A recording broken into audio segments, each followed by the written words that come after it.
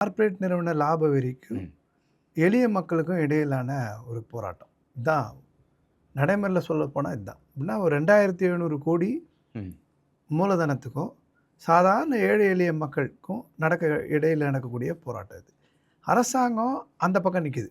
யார் பக்கம் நிக்குதுன்னா, ராம்கி நிறுவனம் பக்கம், ம். அ அயோத்தி ராமிரெட்டி பக்கம் நிக்குது. ம். அதற்கு ஏழை எளிய மக்கள் இத்தனை வருஷத்தினுடைய அவங்களோட சர்வீஸ ரொம்ப சுலபமா 15 வருஷம், 20 வருஷம் வேலை பார்த்தவங்கள கொரோனால யாருமே இறந்து போனா பக்கத்துல யாருமே போல. உறவினர் கூட போல. கண்டிப்பா. இந்த மனுஷங்க போய் தான் பக்கத்துல நின்னு மருந்து போட்டு அந்த பாடிய தூக்குற வரைக்கும் ஹெல்ப் பண்ணாங்க. அந்த மனிதர்கள எப்படி குப்பைய நம்ம யூஸ் பண்ண பிறகு தூக்கி போட்டுருவோமோ, பயன்பாடு இல்லன்னு சொல்லி. ம். அதுபோல கார்ப்பரேட் நிறுவன லாப வெறிக்காக இந்த மக்கள தூக்கி போடுறாங்க. அரசாங்கத்துக்கு கார்ப்பரேட் நிறுவனம் பக்கம் போய் நிக்கிறது தான் எங்களுக்கு தேவை. எங்களோட ஆட்சி என்பது விடியல் ஆட்சி என்பது நாங்க கார்ப்பரேட் நிறுவன லாபத்துக்காக தான் நிக்கிறோன்ற நிலைப்பாடுலேருந்து வெளிய வராதனால, ம்.